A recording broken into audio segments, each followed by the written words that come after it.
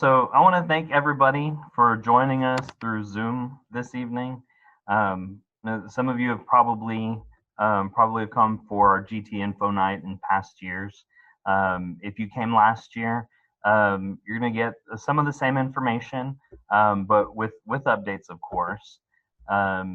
If you were here 2 years ago, the presentation will most likely be a bit different.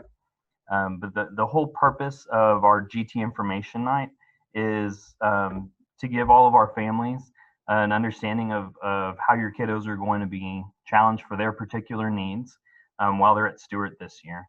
And of course, as Dr. English loves to say, this year is unprecedented. And so we have some unprecedented changes. She doesn't really like to say that. We hear that too much. But it is true that we're having to shift some things but one thing that's not going to change is we are going to meet your children's needs. Our teachers are very well equipped to not only teach with these different kind of procedures in place, but also to meet the needs of specifically GT identified students. And I'll get into that in the presentation, but our teachers do receive extensive training and they have a wealth of experience teaching gifted learners. So without further ado, I'm going to go ahead and get the presentation started. Mr. Harness, if I make you a co-host, if you see somebody pop in the waiting room, do you mind adding him? Thank you, sir. All right, let me just make him a co-host very quickly. All right, you are now a co-host. Okay, let me pull up our PowerPoint.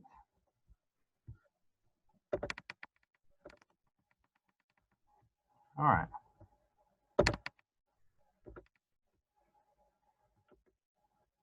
There we go.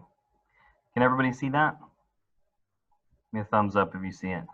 Awesome. Renee, okay, that works too. Thank you. All right. So this is our GT Stewart Information Night. And so who receives GT services? Well, as a district, we test any kiddos from kindergarten all the way through 12th grade that have either a parent or a teacher who has recommended that they get nominated for testing. And so we definitely do that anytime students are nominated, but to make sure that we catch as many kiddos as we can who might not have ordinarily been nominated, we do test all of our second grade students. And so to get into the GT program, the students are tested on their ability level, which is basically to see how well they can problem solve, think outside the box, those kinds of things. And then in Conroe ISD, which not all school districts do, but we do here, we also give a battery of achievement tests. And we give those tests in order to see if in what content areas kiddos are gifted in. And so you might have a kiddo who is very gifted in math and science, but in language arts and social studies, they're more of an average typical learner. And so you can have a kiddo who's identified in those two areas, or you could have a kiddo who does really well in all four of those content area battery tests, and so they're identified GT in every content area. But those are the four different areas in which they can be identified as GT learners. The great thing is that our teachers know that if a kiddo is GT identified, that even if it's in a particular subject area, they're still going to meet the kiddo where that particular kiddo is at. And sometimes they just barely miss that GT level threshold. And so we want to make sure that we're challenging them, even if they didn't identify in a particular content area. And so the teachers are really good about doing that. And so they do, in addition to getting the GT, we call it a TPSP project, and we'll get into that more later in the presentation. As a regular process continually throughout the school year, the students are given more challenging activities. It's not more work, it's more challenging work than what the average kiddo in their grade level would receive for particular activities. And so the teachers are really good about differentiating their instruction in order to meet the particular needs of gifted learners. There is the last bullet on this slide that talks about that independent study, and that's kind of what I was alluding to. And it does say cooperative learning. This is the part that's a little bit challenging for us this year, because we have to try our best to keep our kiddos as distanced as we can. They do have opportunities to work in groups. We just kind of have to modify what that looks like. And so you might have a group of kids who are 3 feet apart from each other, having exchanging in academic discourse, having that conversation, working together. But while we're at a level 3 as far as the COVID risk for our county, that part is you're not going to see that as much as you would typically see. But as soon as we're able to drop down to a level 2, you'll see an increase in the cooperative learning that your kiddo participates in. Teachers are also really good about getting kids to collaborate electronically through Google Docs, Google Slides, those kinds of things. We do have highly qualified teachers on our campus. Every classroom teacher, kinder through 6th grade, is at our campus is required to be GT certified. And in order to become GT certified, they have an extensive staff development course, and it's 30 hours that they receive throughout the first year that they go through the program. And so all of our teachers currently are either GT certified, or they are currently going through that 30-hour certification this school year because they're new to the campus and weren't GT certified before they came. And so we're really proud of the expertise, the level of expertise that we have at Stewart regarding educating gifted learners. In addition to that, once our teachers have that 30-hour certification, they do receive a minimum of 6 hours of continuing education credit in how to meet the needs of the GT learners.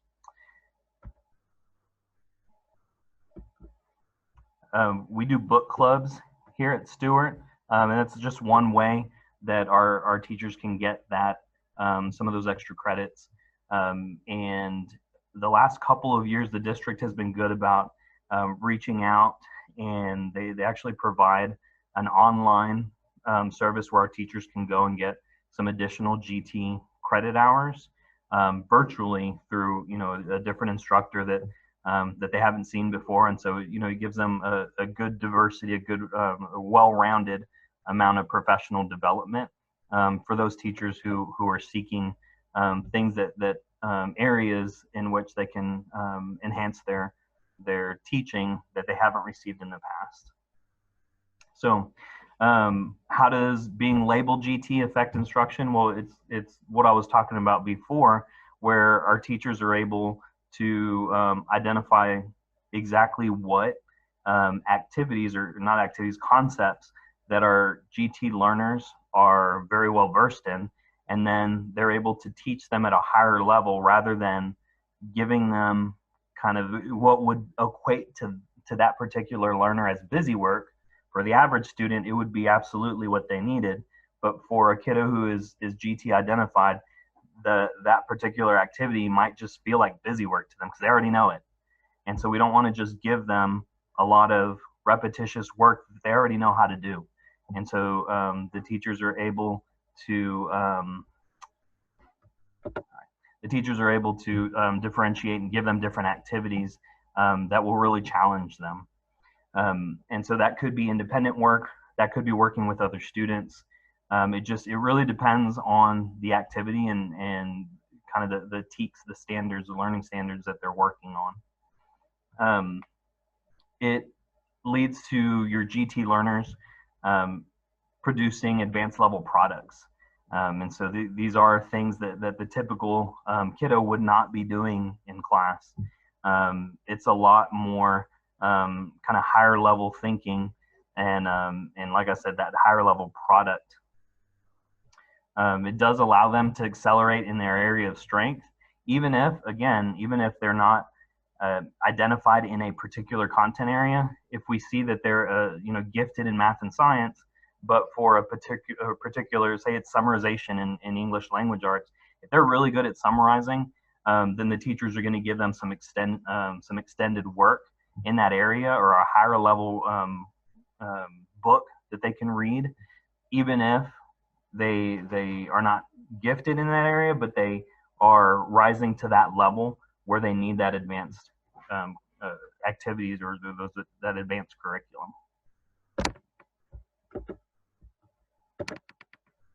Okay, so the independent study project, this is specifically for second grade and up, and so at our campus, of course, we go through sixth grade, so second through sixth graders, they participate in that. You'll hear the kiddos call it the TPSP project. It's a Texas Performance Standards project, and this is something that was it's a standardized set of curriculum that the state of Texas has put forth. What's not standard about it are the number of activities, and so there's a myriad of activities that the kiddos can choose from within their grade level, and the projects are typically 1 year in length. Of course, last year, because of COVID,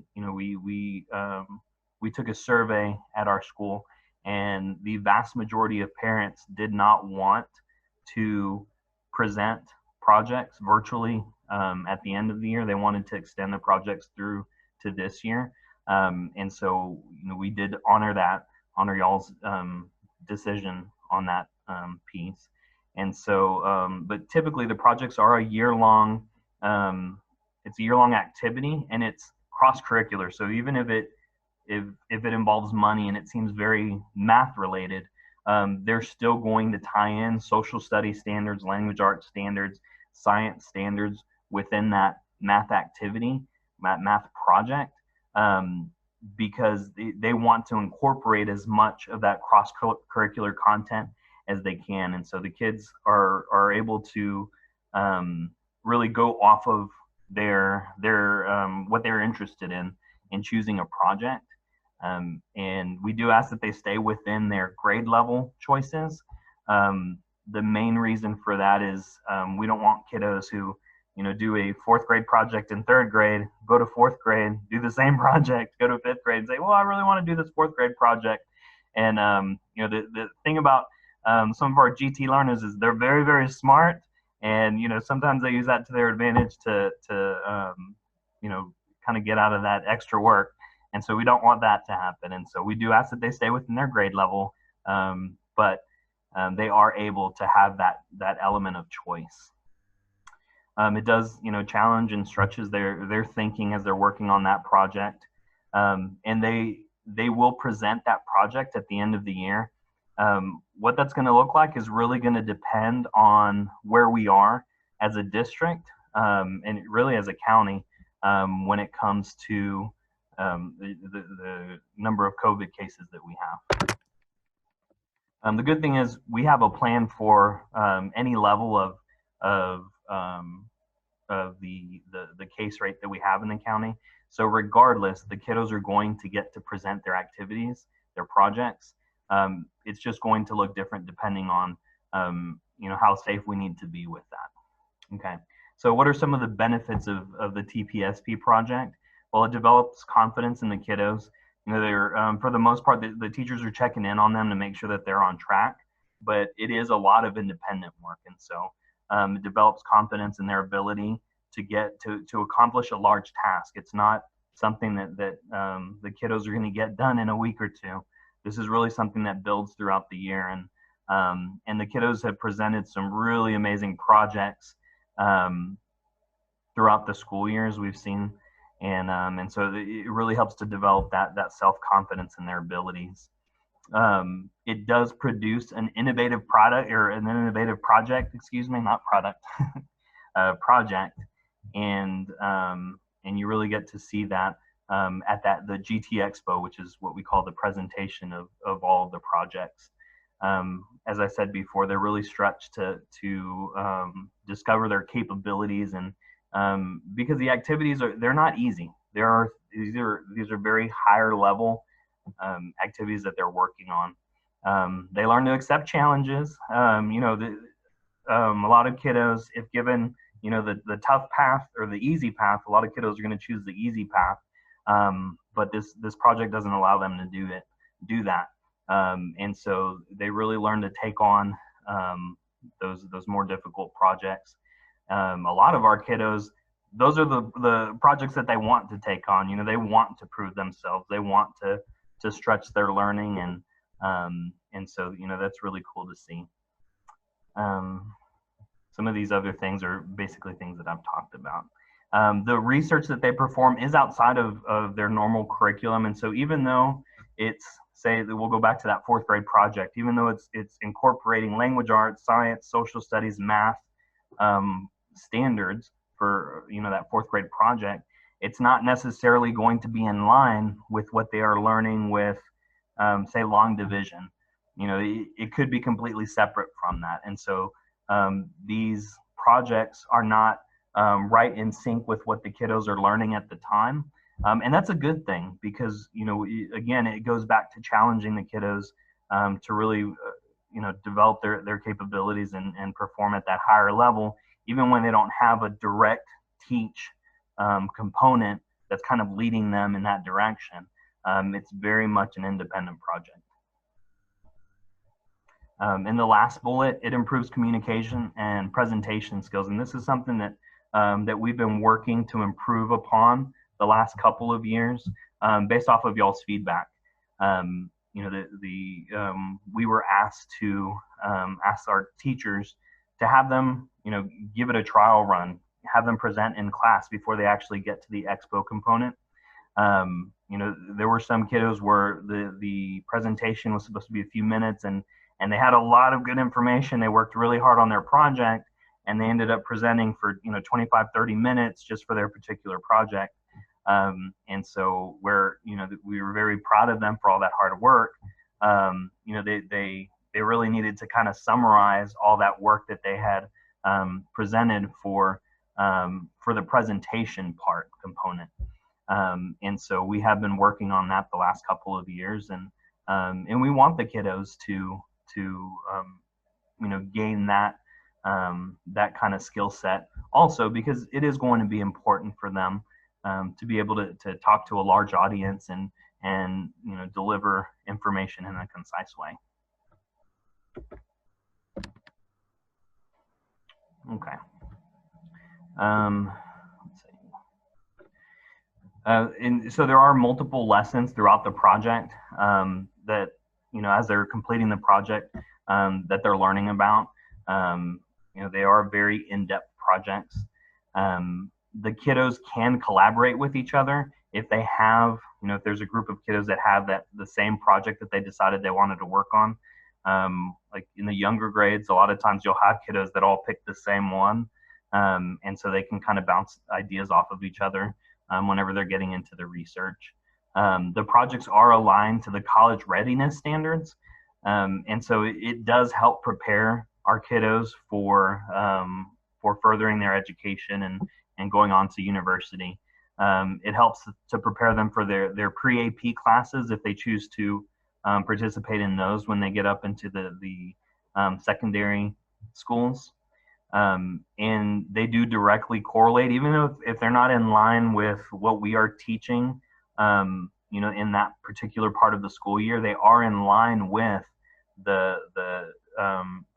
we call them the Texas Essential Knowledge and Skills. It's the learning standards that the state of Texas gives us to teach the kiddos in a particular grade level.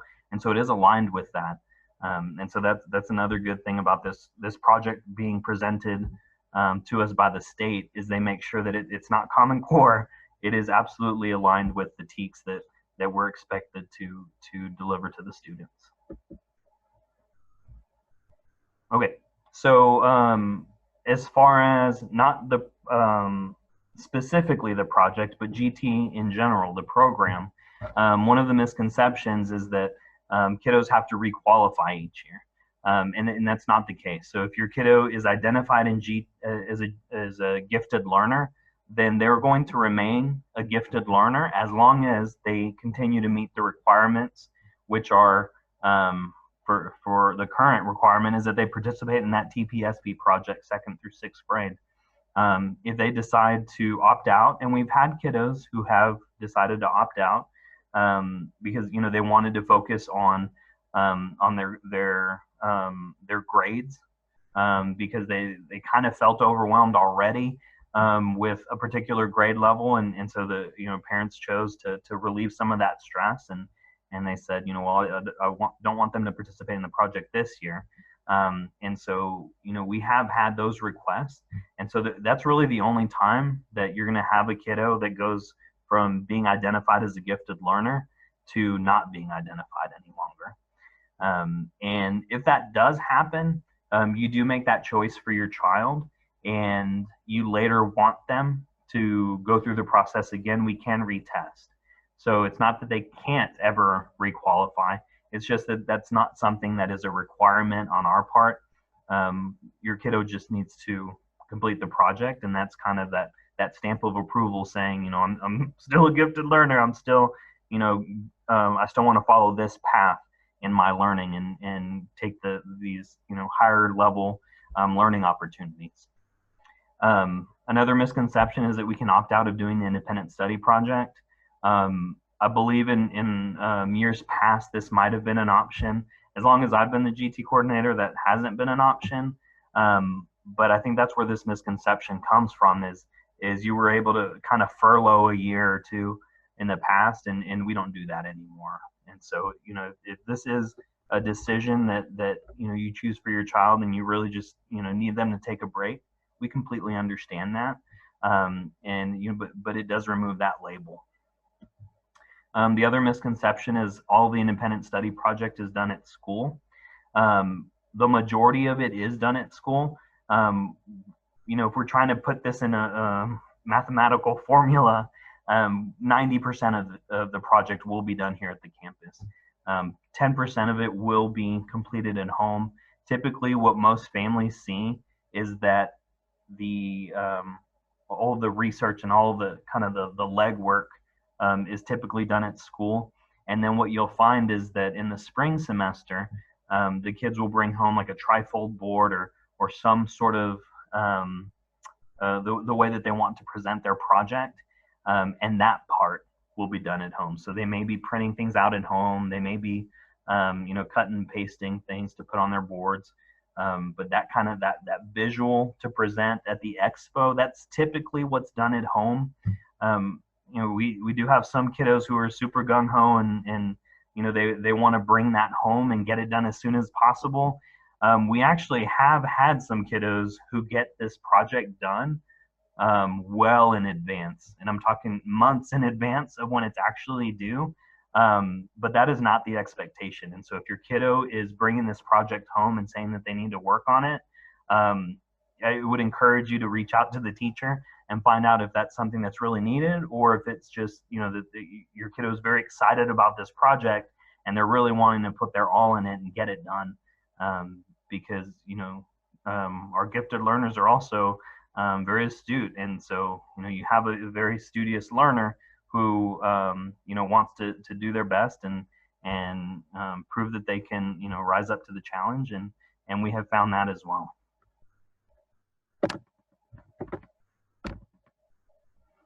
Okay, so this is our current proposal, and this is, of course, subject to change.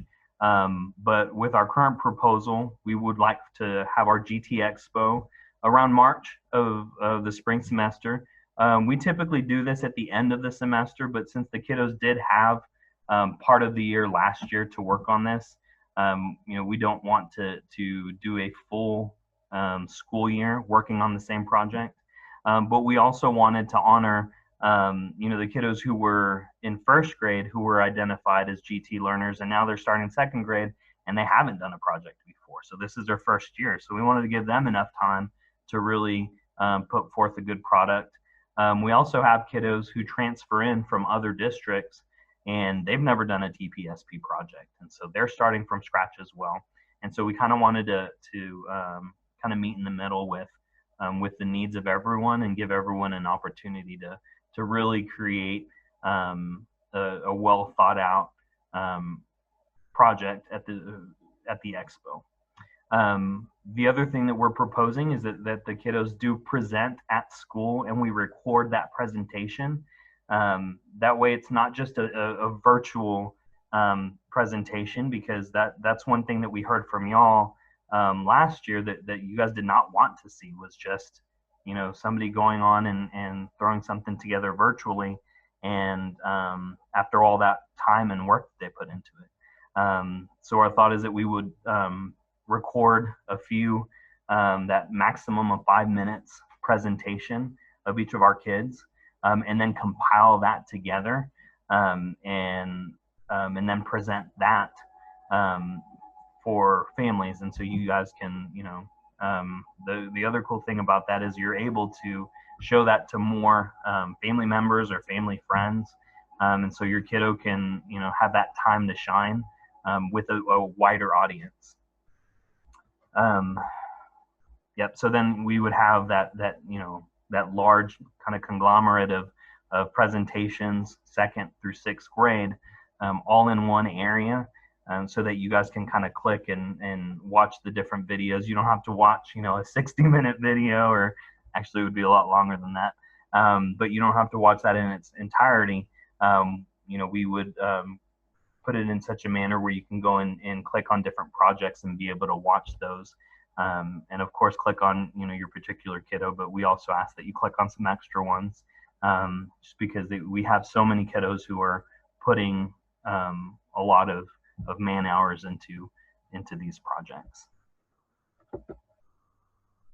All right, so that brings us to questions or comments. If anybody has any questions, y'all feel free to unmute yourself, and I'm here to answer any questions that you may have.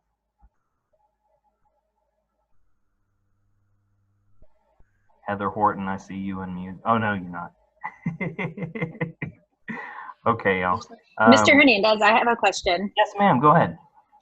My son is Cohen Lindley. He actually just transferred to Stewart from Lone Star. Yes, ma'am. And when I was speaking to his teacher, she said that he would have to do a certain test. I guess because Lone Star didn't do it, didn't do the 2 tests like you guys do. Yes, ma'am. So is this just a test to see like where he's going to qualify for GT, or how, like, what happens with that test? Yeah, so specific for Cohen, he is he's going to be probationary this year, and so what that means is he will participate in the TPS project just like any other kiddo who is identified GT. Cohen will have his activities differentiated for his particular needs, and then in the springtime when we do testing to identify gifted learners, Cohen would just do those 4 content area tests that weren't done in his last district, and so we already know he's that higher level, outside of the box thinker. We just need to know, you know, is Cohen, you know, gifted in math, science, language arts, or social studies?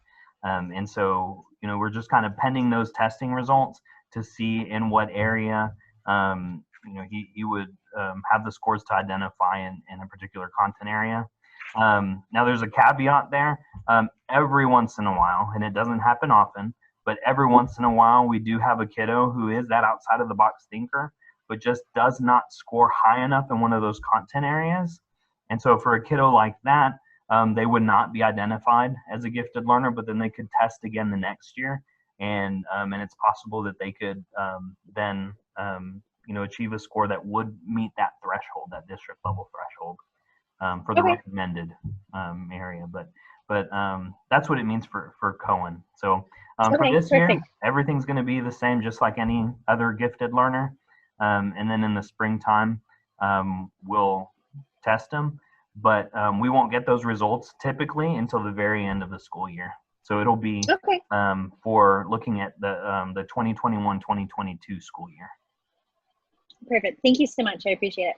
Oh, yes, ma'am. You're very welcome. And it is very typical that for other districts to just do that one test, and it's usually called the COGAT test. And it's a wonderful test. It really, you know, there's different kind of puzzles that really kind of you have to rack your brain to figure out the answers to. I've administered that one, and I've been like, I don't understand how a second grader is going to come up with this, but they do. And so, the fact that Cohen did so well on that COGAT test, that's definitely a testament to his thinking for sure. Okay, thank you. Yeah, and just with it being, I didn't get those results till like this past spring, and I don't even know how to read the results of that test, so I can't even imagine actually taking the test. But I wasn't really sure if I got the full, like the whole summary of his test. I just got like a page, and I didn't even understand what's happening. But yeah, you explained it really well. Thank you. Oh, you're very welcome. You're very welcome. Any other questions? Yeah, Mr. Hernandez, question for you. A little bit still up in the cloud Okay. in regards to, we've chosen for the full year online. And so for Christina, how would the project work if she's going to be fully online? So if she's fully online, then 100% of her project will be completed at home. Now we can look at, when it comes to the presentation, we can look at different ways to include her in the expo. So it might be that that she comes up and we record her. It might be that you record her at home and then upload that video to us so we can include her. But she will absolutely be able to participate in the project. And she probably has a project that she started last year that she would be able to continue. But any of those particular details, if you could just reach out to her teacher, she will be able to absolutely lead Christina in the right direction to access those materials. Excellent. Yeah, she still has the project continuation. So great. Thank you very much. That clears it up. Yes, sir. You're welcome. So can I just add something to that, Gabe? 100%. So, or kind of ask you to elaborate just a little bit, because of our students who are learning distant, the teachers will be checking in with those students as well, because that's a piece that they do throughout the school year, and so that will be part of the teacher just checking with Christina. So it won't be just completely up to you, that to make sure that she finishes that. The teachers will be reaching out virtually to her to check to see how she's progressing. Wonderful. Thank you, Dr. English. Appreciate it. You're welcome. Question. So Harper, you had one. Well, I just need to make sure kids were coming in from school, or from activities, so I might have missed this. So going from 3rd grade to 4th grade, can she just keep the same project that she's been doing? Is there more like added components? Like age level things to it? Because I'll be honest, she's one of those kids that she likes stuff like this, and her project was done in like December. Okay, so if your kiddo completed their project last year, they are more than welcome to start a new project this year that's at their grade level. Okay. And then she can decide which one she wants to present at the expo. Okay. But yeah, no, we don't want to hold her back. We don't want to hold anyone back. And so we did have, it was a small percentage, but we did have a percentage of parents who really wanted their kiddos to present at the end of the school year virtually last year, because they did finish early. And so she absolutely can start a new project this year. And it will be a little bit of a shorter timeline, but since she had it done so early, I don't think that's going to be an issue for her. Okay, because she's asked me, she's like, when am I going to work on my project? Because I guess they would go out in the hallway or with other GT kids in her class and work on it. So yeah, and that's that collaborative piece that's a little bit trickier this year. Yeah, that's what I told her. But if you have any like specific questions about that, just reach out to the teacher. Okay. And there went the lights. There we go. Just reach out to the teacher, and if you don't get the answers that you're looking for, please reach out to me. Okay. And I'll get some answers for you. Okay. Thank you. You're welcome. Anyone else have any questions?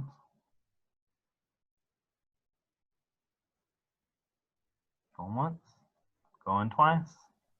No question, just thank you very much for doing this, and to everyone at the school and the district for continuing to allow us to do the virtual learning for specifically our family, in our situation.